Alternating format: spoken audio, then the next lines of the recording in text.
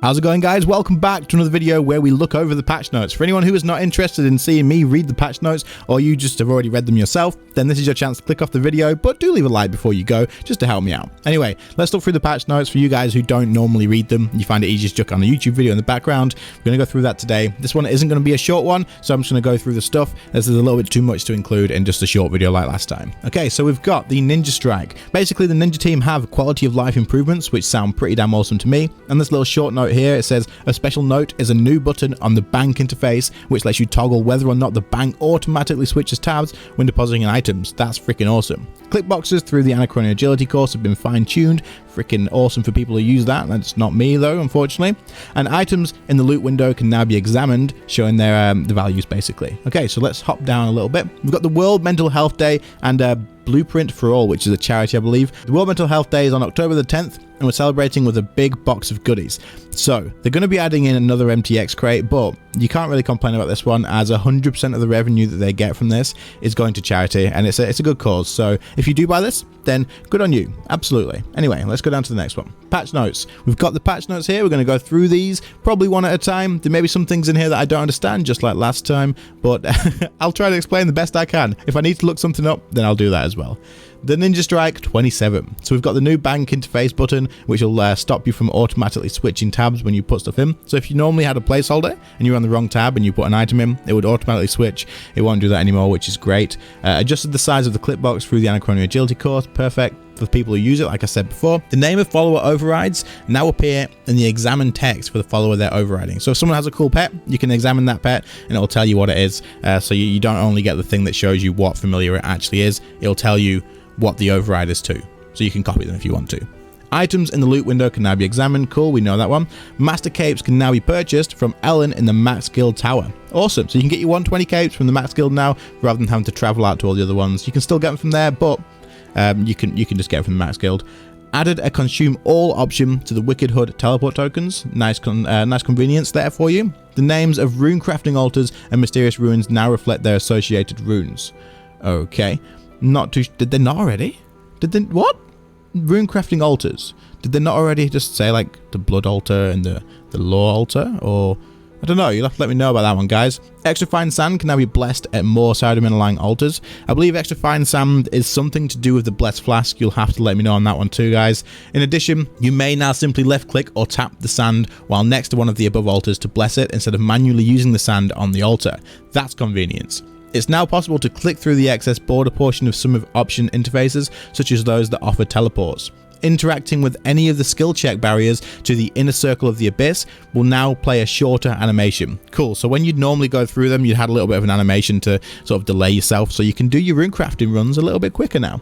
Players can no longer fail obstacles in the abyss. Instead, there's now a hard level 30 requirement, so that's cool as well. You can't fail them, you can get directly through. Super useful for any rune crafters that use the abyss to make a bit of money. Falador shields now have a check charges option. I'm sure that's pretty convenient for you as well. Previous action bar presets are now remembered when loading a new layout that has more additional action bars than the previous one. Okay, so this was if you had like a UI layout save, basically. When you changed, it would just reset to everything 1, 2, 3, 4, I think, and now it's going to actually remember that, so that's good.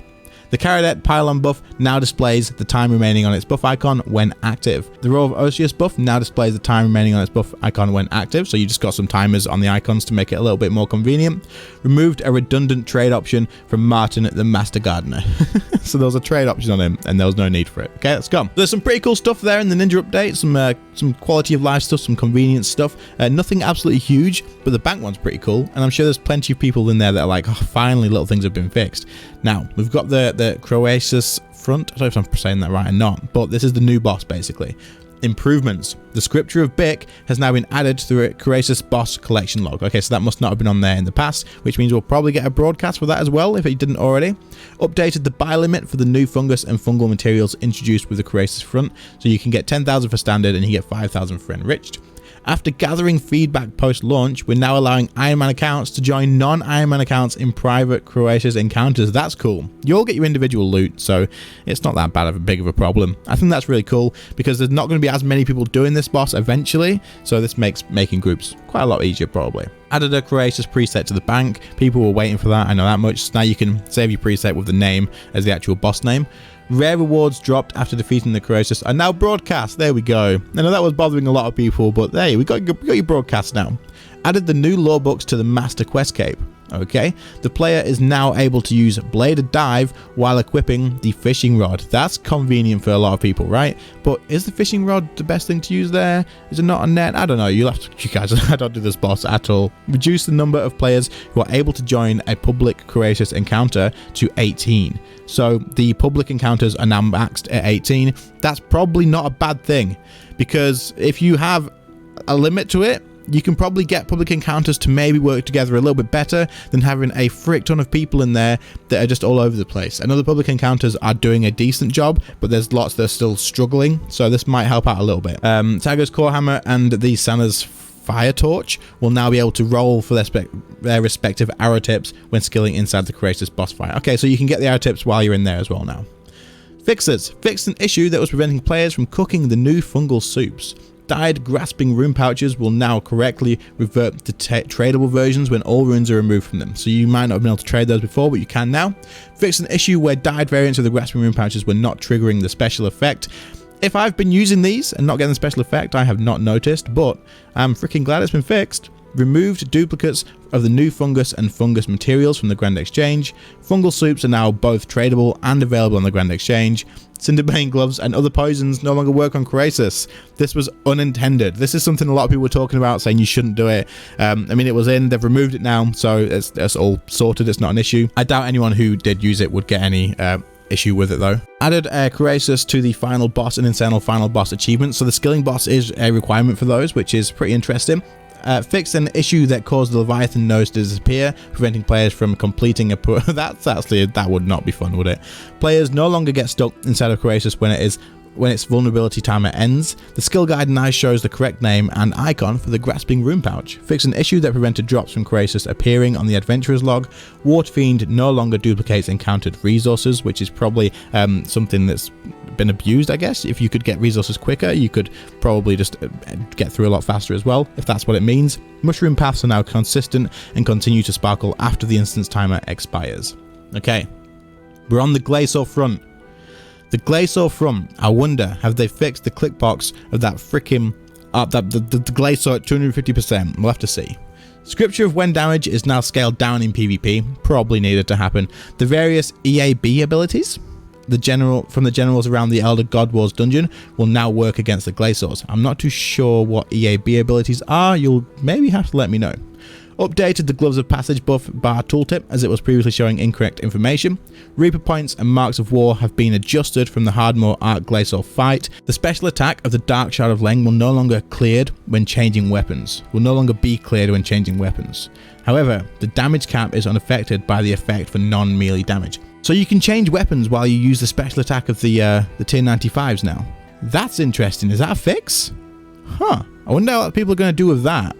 Let me know. So you can change now. You can change your main hand weapon and go into something else and still get the spec.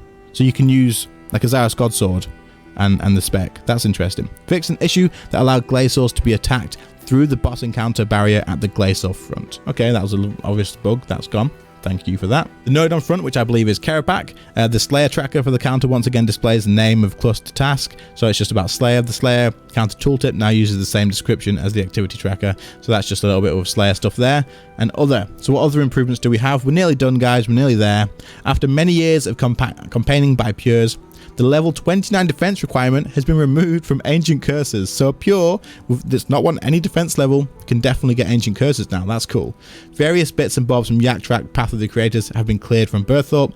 The drop down menu from the Rune Metrics drop log and the mode can now be changed. Fixes. It is no longer possible to bypass the cooldown of a special attack by utilizing the essence. You could just get past the special attack cooldown? What does that mean? Wait.